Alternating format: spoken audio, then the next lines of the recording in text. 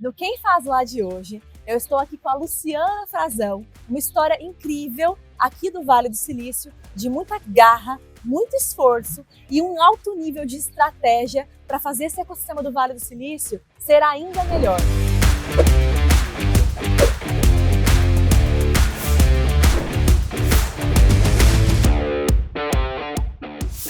Tenho muito orgulho em estar com você aqui agora, porque essa história ela me emociona. Eu lembro a primeira vez que eu te ouvi. É incrível saber quem você é, o que você está fazendo e o que você ainda vai fazer. Obrigada por nos receber mais uma vez aqui e deixar com que a gente faça parte da sua história e também sentir que você vai estar com a gente na nossa história também é um baita orgulho. Muito prazer estar aqui com você, Lu. Não, com certeza, Carol. Obrigada pelo convite. É sempre um prazer, uma honra falar com você. Acho que as trocas, elas são sempre ricas, né? E eu tô super animada agora para esse momento da jornada e compartilhar um pouquinho mais sobre o que eu tô fazendo aqui, as loucuras e também o que me trouxe até esse momento. E aí, pra gente começar, Lu, esse programa, ele traz muitas histórias de brasileiros que estão fazendo mesmo fora do Brasil. E a gente rodou os Estados Unidos aqui, buscando essas histórias, mostrando realmente e, claro, conectando também com o nosso hub de negócios, para brasileiros entenderem lá que eles também podem ter esse acesso. Eu quero começar perguntando quem é a Luciana Frazão e como a Luciana Frazão veio parar aqui nos Estados Unidos e o que você faz aqui. Uau! Bom, a Luciana Frazão, ela é uma engenheira, né? Fiz engenharia mecânica com ênfase em robótica e é assim que eu sou, né? Que eu me apresento oficialmente, mas a Luciana é uma menina da ilha de Paquetá, na costa do Rio, neta de camelôs, filha de uma mãe solteira que, com muita garra, com muito empenho, criou seus filhos da melhor forma. E que sempre viu a educação como a ferramenta de transformação, né? Como uma ferramenta que ia não só transformar a minha vida, mas ajudar também a trazer e a prover o melhor para minha família. Então, abracei aí essa jornada através da educação para encontrar, né, e conseguir me dar acesso a melhores oportunidades e, com isso, né, sair das escolas públicas do Brasil e vim aqui fazer o meu mestrado em robótica na Universidade de Stanford.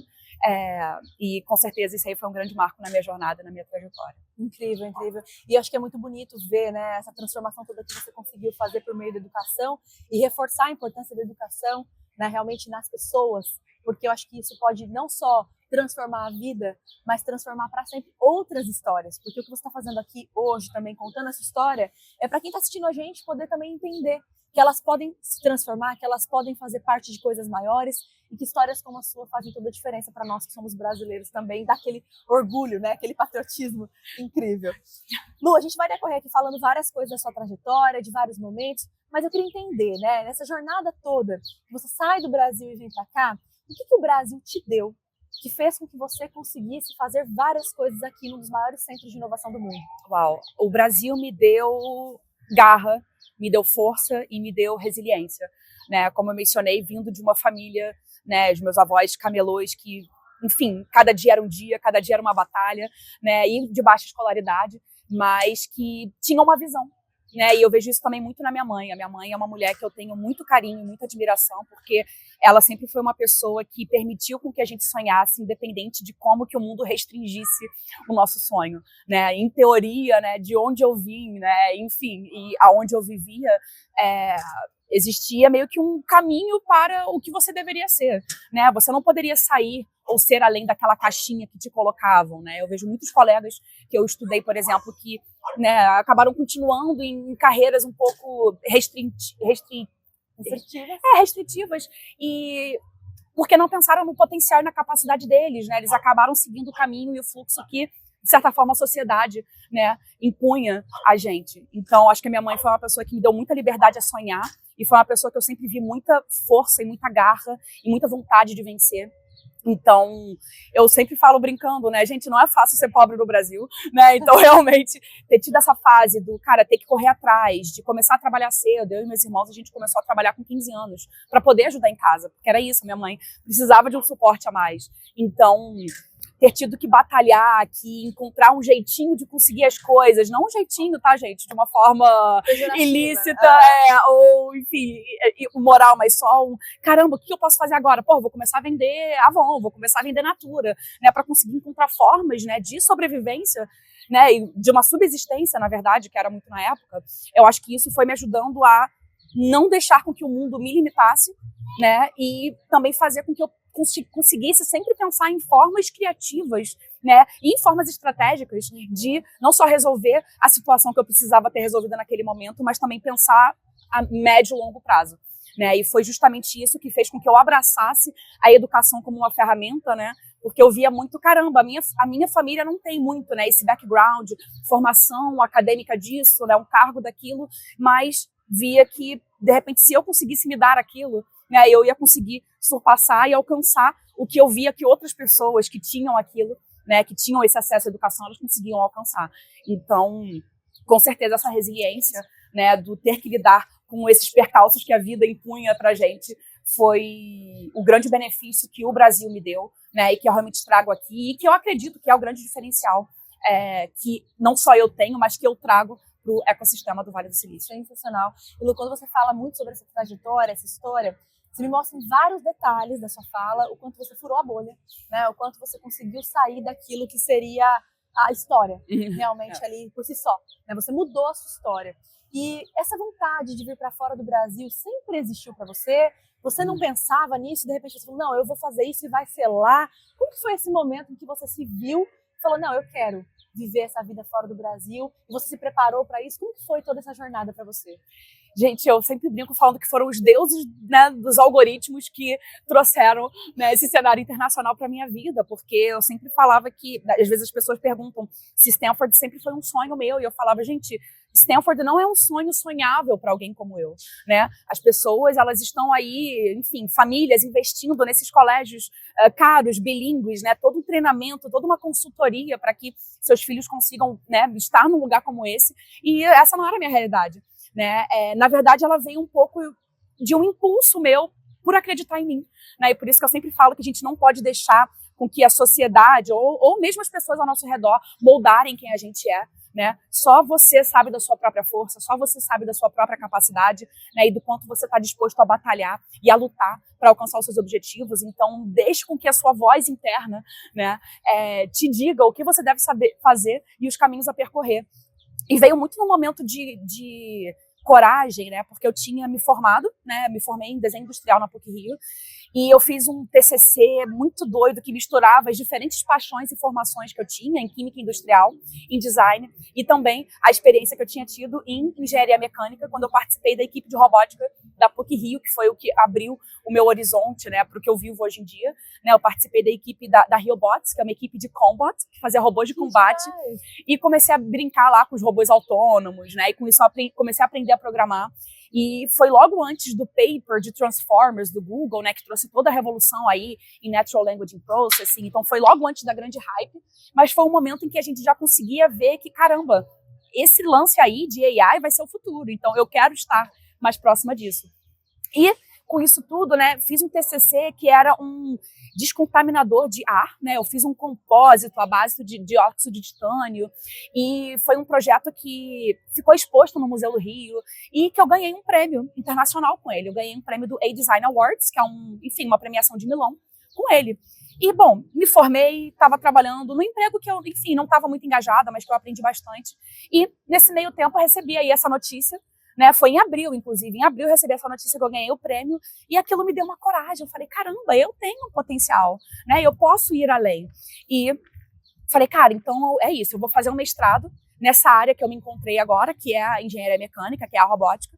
Em vez de eu fazer uma outra faculdade, por que não fazer um mestrado, uma especialização nisso? E aquilo, estava corajosa, né? Resolvi procurar em tudo quanto é lugar. Procurei em diversos, enfim, no Brasil, na própria PUC, em IME, ITA. E aí, no momento da coragem, eu falei, deixa eu olhar o mundo, né? Porque agora o mundo, o céu é o limite. Comecei a olhar diferentes programas e, numa dessas, o Google, né, me abriu a porta de Stanford, né?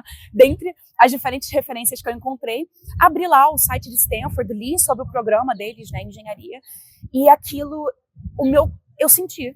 Eu sempre falo que foi meu coração que me falou. Eu li o programa e o meu coração bateu de um jeito diferente, bateu forte. Eu senti minha mão suando. E eu olhei e falei, caramba, eu quero ir para esse lugar, é para esse lugar que eu quero ir. E aí eu fui ler mais sobre esse lugar e eu falei, caraca, eu quero ir para um lugar mais difícil que eu poderia querer. Né? Como vou? Porque é o menor acceptance rate do mundo, é o de Stanford. Menos de 4% de quem aplica passa. E eu olhei e falei, gente, coração, você tá doido, né? Como assim? Ir para esse lugar alguém como eu não tem como. Mas, novamente, né, você pensar na sua capacidade, no quanto você pode trazer. Foi ler e falar, cara, não, esse lugar sou eu, a descrição do que eles buscam sou eu, né? Essa grade curricular, eu quero participar disso, eu quero fazer isso. E foi nesse momento em que eu resolvi mudar o curso da minha vida. Falei, não, deixa eu sentar, fazer meu plano estratégico para como que eu, uma pessoa que não tem chance de passar para Stanford, pode passar para Stanford. Então foi todo o processo de, ok, quando que é o deadline para fazer esse application? O que eu preciso para fazer esse application? Quais são as provas? Né? E o que eu preciso saber para poder passar nessas provas? Né? E fazer esse modelo de backward thinking, né? Como é o modelo da Amazon, para realmente definir, ok, o que eu tenho que fazer para quando, para definir. Isso era abril. O deadline da application era novembro, porque eu ia aplicar para uma bolsa, né, interna de Stanford. E eu falei, caramba, ok, não tenho muito tempo, né? Tenho aí, 5 meses, né, para realmente estar pronta, né? E até menos, se você for parar para pensar quando que eu precisava enfim, fazer a prova, né? Ter os scorings. Eu falei, não, então é isso. Para eu fazer isso, eu tenho que largar o meu emprego agora, mês que vem, e eu tenho que conseguir dinheiro para poder pagar pelas provas, pagar pela application. Então, eu tenho que pensar numa forma de conseguir dinheiro sem estar trabalhando, mas dedicar a minha vida, né, digamos assim, né, por esse período para fazer com que isso aconteça. Então, isso era abril, né, enfim, eu saí do meu trabalho em junho. E com isso eu comecei a vender cookie na Feirinha da Glória, lá no Rio de Janeiro. Então eu montava a minha banquinha todo domingo, 7 horas da manhã, a banquinha estava montada com os cookies lindos lá. Mas também vendia, né? Minha mãe, ela era secretária no Hospital Público do Rio, ela já está aposentada, mas ela levava para o trabalho para vender, né? Minha madrasta na época também levava para o trabalho para vender. Pessoal se mobilizando para me ajudar a vender meus cookies para eu conseguir ter a grana, né? Para poder aplicar, né? Enfim, fazer as provas e fazer a application. E o meu tempo era dividido em fazer cookie, vender cookie e estudar.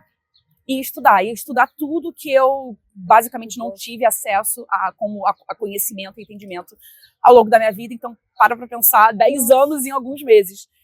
Então, era intenso. Era acordar cedo de manhã, faz cookie, estudo, opa, tá pronto o cookie, enfim, e me mobilizar nessa frente. Só que a nota das provas era o que ia editar se eu deveria aplicar para Stanford ou não, ou se eu aplicaria para alguma outra universidade, que eu nem sabia qual, porque na minha cabeça eu tinha o meu plano A, e eu não quero dividir a minha energia e meu tempo pensando no plano B, C e D. Se meu plano é Stanford, eu vou focar em Stanford, né? Então, depois de muito estudo, fiz lá a prova, né, do GRE, e de 170, né, na área analítica, tem a área analítica, né, e de letras, e na área analítica de 170 eu tirei 169. E aí, quando eu recebi essa nota, eu falei, bom, eu tô competitiva, eu acho que dá para eu tentar continuar esse sonho e aplicar. E aí, todo esse processo, né, aí faz TOEFL, né, e aí faz a application, porque, na verdade, a application é onde eles entendem melhor você como pessoa, como que você pode agregar à instituição, né, e como que você se alinha à visão, né, à missão e aos valores da instituição. E, na época, eu era o dia inteiro sonhando Stanford, sendo Stanford, e à noite eu sempre ia dormir assistindo um vídeo tour de Stanford. Eu me imaginava lá, era como se fosse uma forma de lembrar o porquê eu estava fazendo tudo aquilo, né? Então, era sempre assim, eu ia sonhar, eu ia dormir vendo lá o tour de Stanford, sonhando com Stanford, para acordar e viver, né, essa jornada de ir. E foi muito trabalho, foi muito desespero, foi muita ansiedade, mas graças a Deus deu certo. Né? E na verdade foi até curioso, porque quando eu recebi a primeira notificação, eu achei que era um não, né? Porque no site eles falavam que iam dar a resposta até abril. E em fevereiro eu recebo um e-mail de Stanford falando, olha, o resultado está no portal, entre, né? Faça o login para ver. E eu olhei aquilo e falei, caramba, se o resultado sai em abril e eles estão me mandando em fevereiro, já me recusaram. Eles já estão mandando não. E eu estava num momento meio na bad, né? Eu não queria ter, né, acesso àquele não agora, naquele momento. Então posterguei um pouco. E aí a loucura foi entrar no portal e ver lá o congratulations, né? Congratulations, eu tive que ler, reler 20 mil vezes. Eu gritei, eu chorei. Minha mãe não entendeu nada, até porque, engraçado era que para minha família eles não entendiam tanto o valor, o que é Stanford, né? Então a minha mãe ficou muito orgulhosa, muito feliz, porque a filha dela passou para a universidade no exterior, mas ela não entendeu o tamanho e a magnitude do que era alguém como eu, como a gente, né? Conseguir, através de muito esforço, muita luta, muito suor, né, conseguir cavar né, um espaço num ambiente tão privilegiado como é de Stanford. Então, com certeza foi a notícia que mudou o curso da minha vida e que depois veio a segunda parte da loucura dessa jornada, que foi, tá, passei, e agora, né? Porque eu preciso de $200 mil, mostrar para eles que eu tenho como pagar esse curso, e eu tenho $0 na minha conta, né? E foi depois a segunda parte da jornada, que era conseguir a grana para vir para cá, mas a loucura, na verdade, era que, bom, quando você recebe uma offer letter, você tem um tempo para responder sim ou não, para eles passarem, né, para quem está na lista de espera. E eu já vi atrasado, né, porque eu demorei umas 2 semanas para ler, então eu só tinha 2 semanas para responder. Mas quando eu li, eu lembro que a minha reação para minha mãe foi: mãe, eu não tenho esse dinheiro, mas eu não tenho como falar não para Stanford, né? É o meu sonho e eu consegui o mais difícil. Agora é dinheiro, agora é correr atrás, que é o que a gente sempre fez. Então, eu não tenho como falar não, eu tenho que falar sim. Então, eu falei sim sem nenhuma perspectiva. Eu falei sim, foi novamente impulsiva, mas foi também com esse pensamento do, cara, eu consegui o mais difícil e eu sei que eu vou lutar até o final para conseguir, né, essa grana, para conseguir fazer com que esse sonho realmente, né, se consolide e aconteça. Então veio, né, novamente a segunda parte dessa jornada, né, e que, bom, deu certo, né, gente, spoiler, eu tô aqui. E vim para cá fazer meu mestrado, né, eu fiz no grupo de robótica dentro do departamento de engenharia mecânica, e eu fiz uma pesquisa em Human Intent Analysis, né, então basicamente baseado em ações passadas, né, prever o que você vai fazer, né, em futuro. O que para mim foi muito groundbreaking na época, né, entre 2019 e 2021, antes do grande boom, né, de AI de generative AI, e que para mim vai ser um pouco o futuro, né, de AI, o que o AI vai trazer para a gente, que é realmente sistemas que entendam quem a gente é e consigam realmente entender, né, ou até mesmo prever as nossas necessidades antes mesmo da gente ter conhecimento delas. Incrível. Eu falei pra vocês que era uma das minhas histórias preferidas, né, gente? Assim, no mundo. Porque é surreal a garra, né, e a energia, o foco e a determinação que você tem pra conseguir chegar onde você chegou. Eu acho que é isso mesmo, sabe? Que você conseguiu tangibilizar o seu sonho. Eu acho que as pessoas acabam parando, né? Quando elas sonham, porque elas já colocam vários empecilhos também para elas. Exato. Não só o mundo que já faz isso, né? Então, acho que isso que você fez é sensacional. Então, mais uma vez, parabéns por essa trajetória. Eu acho que é lindo estar aqui com alguém como você mais uma vez. E eu queria te perguntar, o que você chegou aqui? Tá bom, cheguei aqui nos Estados Unidos, fui começar a viver um cenário, porque você pegou um cenário de um boom, mas ao mesmo tempo pegou pandemia, pegou várias coisas aqui. E o que você teve que aprender aqui? Porque eu falo que o Vale, Lu, ele é um lugar, assim como a gente faz as imersões, ele lida com várias pessoas, vários ecossistemas. Eu vejo que o Vale, e toda vez que eu volto, muda. Né? Eu sinto que vai mudando muito aqui, que tem muitas pessoas do mundo inteiro. Então são muitas culturas diferentes, muitos cenários diferentes. Você não liga com um americano só, né? Não é com ele que você vai lidar, você vai lidar com o mundo aqui. O que você teve que aprender que você não tinha como característica e que você aqui aprendeu e mudou até a sua mentalidade também? Caramba, Carol. E até, né, trazendo um gancho no que você mencionou, porque, de fato, a gente lida com o mundo aqui.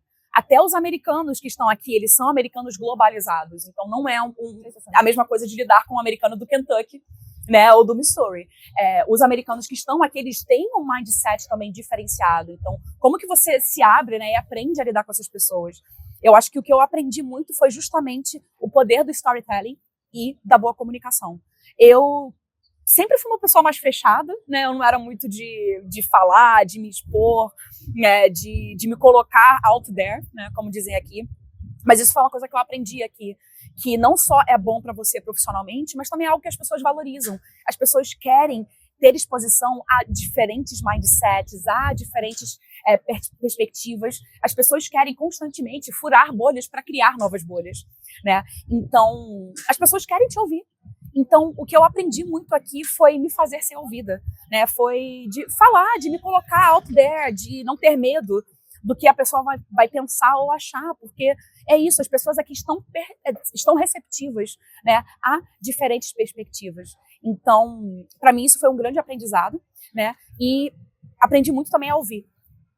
Né? Eu acho que, geralmente, no ambiente profissional, no nosso dia a dia, nós não estamos acostumados a ter uma escuta ativa. Né? Acho que a gente costuma ter uma escuta reativa.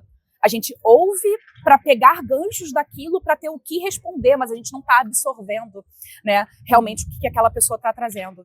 E a mentalidade aqui do Vale, né, e o Vale é o que ele é, justamente porque são diferentes pessoas discutindo e construindo juntas, de forma colaborativa. Você vê competidores, né, sentados na mesma mesa e falando sobre coisas que sua empresa está fazendo, obviamente, né, tendo, né, uma limitação no disclosure, mas tendo esse ambiente de compartilhar e de construir junto, porque, na verdade, eu ganho e o ecossistema ganha e todo mundo ganha junto. Então, ter essa ciência de, caramba, as pessoas querem ouvir, querem aprender e querem, né, construir juntas, realmente foi um grande aprendizado. E uma coisa que eu também sempre tento levar, né, para todo mundo que vem aqui gente, não tenha medo, né, de compartilhar, de colocar suas ideias, né, e realmente do construir junto. Né, o construir junto, ele é muito melhor do que construir só, né? Com certeza, com certeza. Quando você fala disso, né, me lembra muito a questão de dividir para multiplicar. Então, quanto mais você divide, mais você multiplica. Acho que esse pensamento torna as pessoas não só maiores, mas nobres também. Porque você se envolve em várias coisas que você sozinho não teria o aprendizado. Exatamente. Também ali que você vai ter em grupo. E dentro da sua fala, né, dessa questão que você aprendeu aqui e tudo mais, me remeteu muito à questão do posicionamento. E isso você já tem. Eu vejo que essa questão do posicionamento, de saber quem você é, de ter essa questão do autoconhecimento, é muito forte para você. Porque você sabe o que você vai fazer. Você sabe, e se você não souber, você vai arrumar um jeito. Então, eu achei essa história toda assim.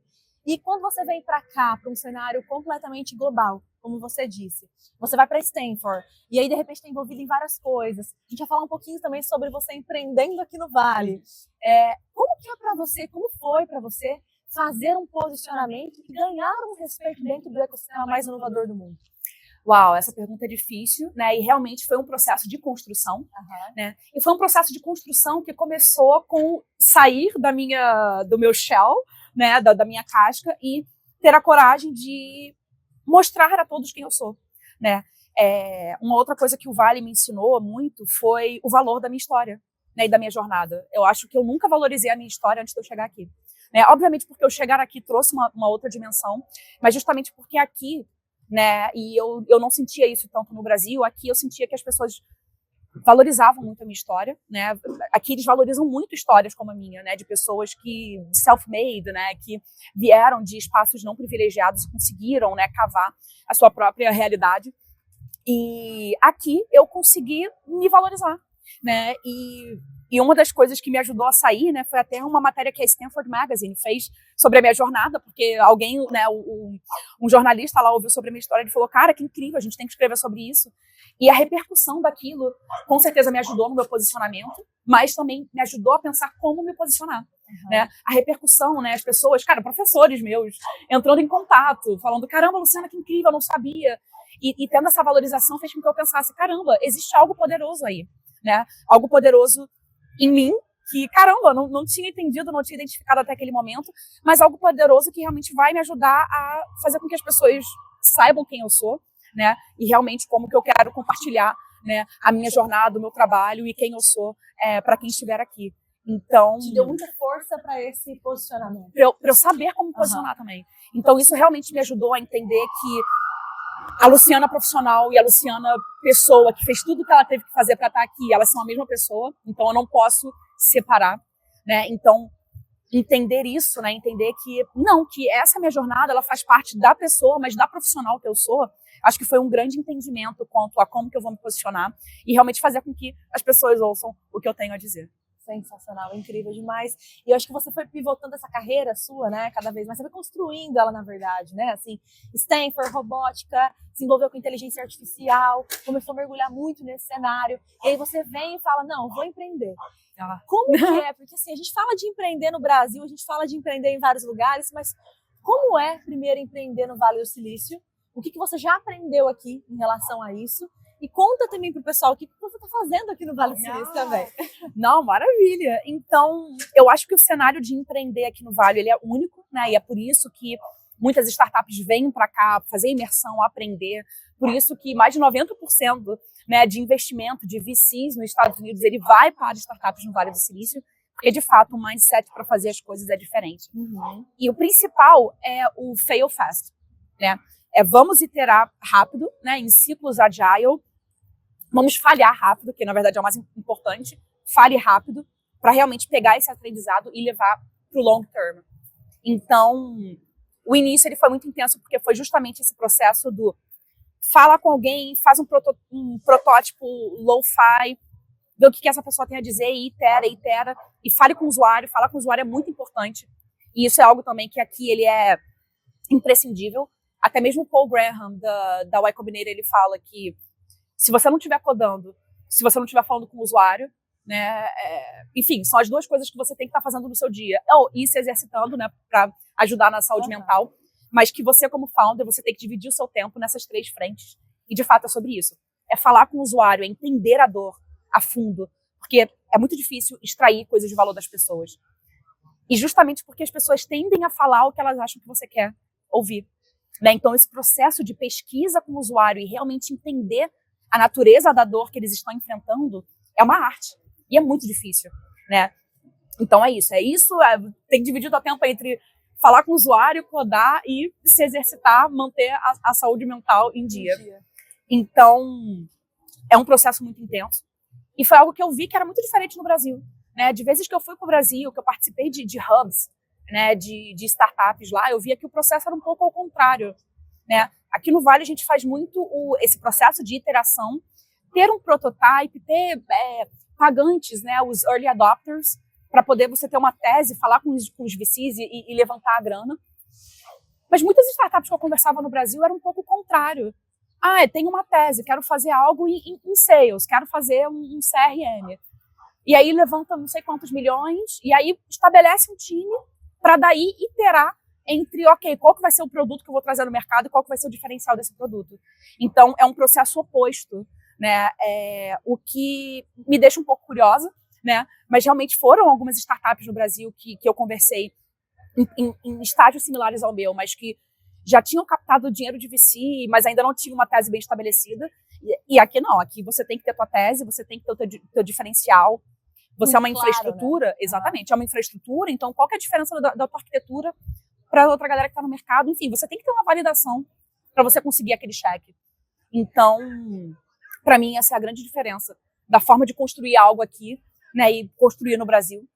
E tô super animada com o momento e com a fase que a gente está vivendo agora, né, Carol? Muito feliz que você, de certa forma, faz parte um pouco dessa jornada da Fluence, né?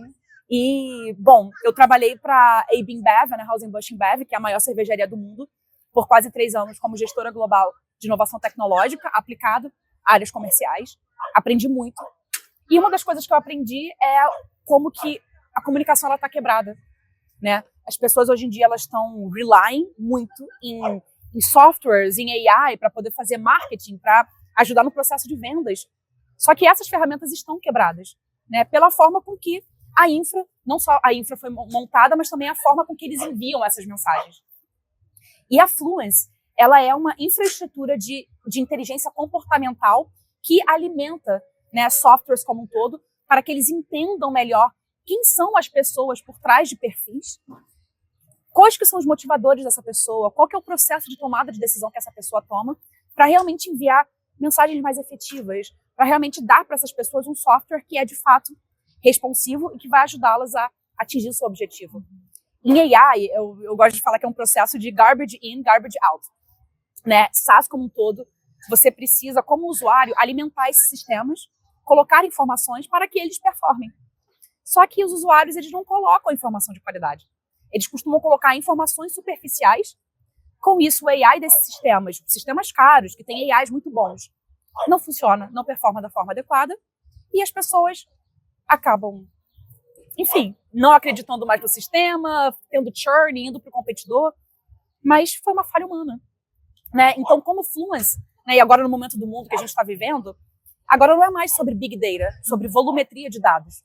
Né? LLMs, AI como um todo, já está muito inteligente. Agora é sobre o quê? Qualidade de dados. E é isso que a Fluence está fazendo. Nós fazemos web scraping, a gente encontra todo o digital footprint sobre pessoas, e com isso, nós, através dos seus rastros digitais, o seu comportamento digital, a gente identifica quem é você como pessoa. Né? Então, quais são os seus motivadores, quais são as suas dores, o que te energiza, qual que é o teu processo para tomada de decisão, e tudo isso, e baseado no teu rastro digital, né, gente? Dado, né, o pessoal fala que hoje em dia dado é o novo petróleo, que de fato é, mas os nossos dados, eles dizem muito sobre quem a gente é. Então, eu tô entrando nesse momento aí. Que demais, que demais. E Lu, quando você fala sobre isso, né, sobre essa questão personalizada, essa questão estratégica, tem um mundo de coisas que ainda não foram exploradas ainda, né? Tem muita coisa aí que você vai conseguir. Por isso eu falo, gente, quando eu falo com a Luciana, eu sempre aprendo muito com ela, porque o que ela está fazendo aqui no Vale é um processo de transformação junto com o movimento de inteligência artificial, né? Sim. Eu sempre brinco também que dentro das imersões que nós fazemos, toda vez que vai falar de inteligência artificial, a Lu traz um banho de conteúdo que as pessoas realmente elas mergulham. É muito prático, né? Eu falo que isso é muito prática. Você abre ali, mostra pro pessoal como que funciona, o que dá para ser feito. Então, acho que tudo isso funciona de uma forma para que o brasileiro entenda, olha, gente, tem um mundo já acontecendo aqui e eu faço parte dessa construção. E até quero aproveitar esse podcast, depois a gente vai ter um episódio aqui mais nichado nesses temas que eu quero muito explorar com você, porque a Lu ela é nossa parceira e nós estamos num movimento também de construção desse ecossistema para brasileiros. Então, a Fluence pode chegar aí para você, inclusive para você testar o seu produto, entender como fazer esse movimento junto com a Fluence, uma pessoa que vem fazendo história aqui no Vale do Silício. Então, teremos muitas oportunidades de poder explorar isso e, com certeza, o mundo, não só o Brasil, precisa conhecer a sua solução e o quanto você já tem feito de transformações aqui no Vale. Com certeza, muito, Carol. Assim, movimento, né, pra gente fazer juntas também. Muito movimento para fazer junto, né? E realmente dar acesso a esse grupo seleto, né, que a gente tem aqui entre a gente, a algo que, de fato, né, vai mudar muita coisa quanto ao que é personalização, né? Como eu mencionei, personalização, da forma como ela é vendida hoje, ela não é real.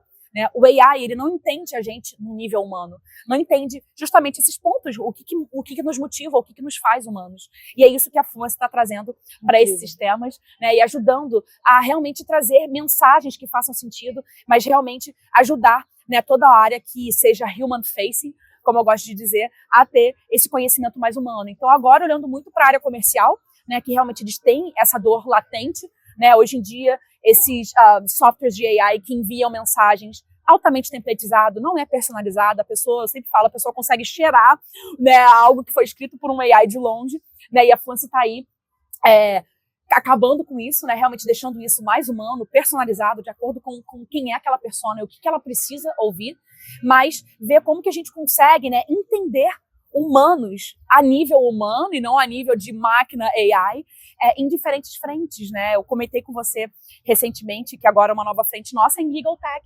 Então, como que a gente entende o processo de tomada de decisão, né, de tomadores de decisão, mas também como que eles interpretam leis e afins para realmente entender a melhor forma de dialogar com eles, né? Porque é isso, comunicação é um processo humano, né? A gente está levando a comunicação toda para softwares, para AI, que não são humanos e não nos entendem a nível humano. Então, realmente, como que a gente traz o processo de humanização de volta para a tecnologia? Que demais. Não, incrível, incrível. E assim, gente, isso é só o começo de tudo que a Luciana vem fazendo aqui, essa história incrível.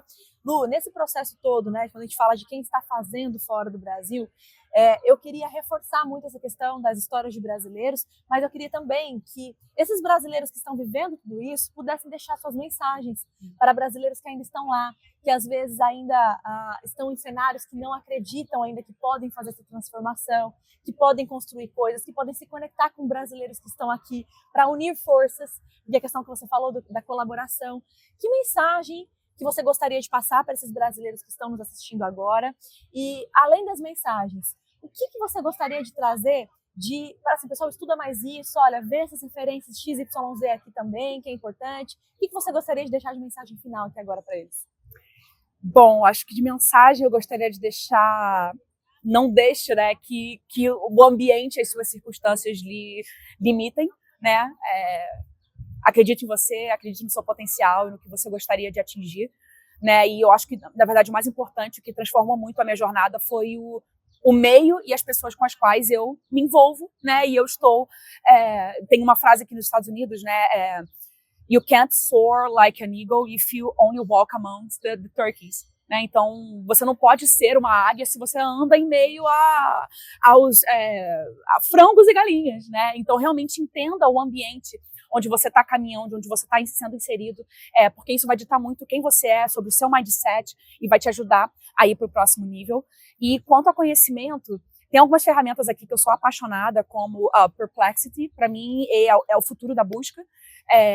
Google tá para trás, tá, gente? É em cima de keywords, não funciona mais, então Se você for fazer uma pesquisa, perplexity.ai, Lovable, né? Lovable é uma das ferramentas aí que está vindo para transformar tudo, ajudando a pessoas que não têm conhecimento de código, né, a desenvolverem produtos e serviços. Então, realmente está sendo um grande boom aqui. Lovable, Cursor, Windsurf. E eu acho que, quanto ao conhecimento hoje em dia, entendam e aprendam a fazer prompt engineering, né? E aprendam a como usar esses no-code platforms para desenvolver novos produtos e serviços, porque agora, hoje em dia, é isso. Vocês não dependem de uma Luciana, né, de uma pessoa tech, para fazer o básico, né? Óbvio que, se é algo mais aprofundado, né, precisa de alguém com conhecimento adequado, mas para fazer o básico, você não precisa mais, né? Você precisa saber quais as ferramentas que você precisa acessar para conseguir fazer com que isso aconteça. E eu também sempre gosto muito de recomendar uma revista que eu assino e que, para mim, é uma das melhores quanto a conhecimento em tecnologia, que é a Wired.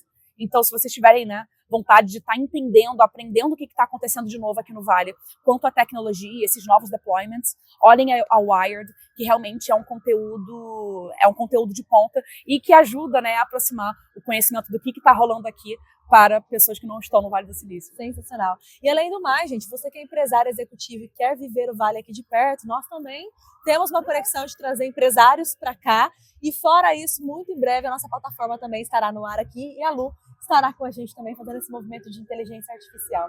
Muito obrigada pelo seu tempo mais uma vez. Estou muito feliz em estar com você. É sempre um prazer ver você. Você tem, além de ser extremamente competente, uma pessoa maravilhosa, tem uma energia que é maravilhosa também. Eu me contagio aqui, eu também sou bem elétrica. Eu me contagio muito com você. Parabéns pelo seu trabalho. É uma honra estar do seu lado mais uma vez. Espero que a gente cada vez mais consiga conectar brasileiros para trazer para esse sistema de inovação e fazer com que as pessoas entendam que elas podem e que elas devem fazer essa transformação nas empresas delas também. Muito obrigada, viu, Lu? Obrigada, Carol. É um prazer. Prazer sempre. Diretamente aqui da Union Square, em São Francisco, eu estive agora no Quem Faz Lá, com a Luciana Frazão, que tem uma história fenomenal, tem uma história de transformação, passando por Stanford, criando a sua própria startup e fazendo também uma empresa aqui no Vale do Silício, conectada com inovação e inteligência artificial, e que tem feito uma movimentação incrível e sendo referência para mim e para tantas pessoas incríveis que estão aqui no Vale do Silício também. Lu, foi um prazer estar com você. E com certeza aqui também o pessoal vai se beneficiar muito assistindo o nosso episódio. Muito obrigada mais uma vez. Com certeza. Obrigada, Carol. E olha, gente, conteúdos de alta qualidade com pessoas incríveis aqui nos Estados Unidos. Vocês já sabem onde encontrar.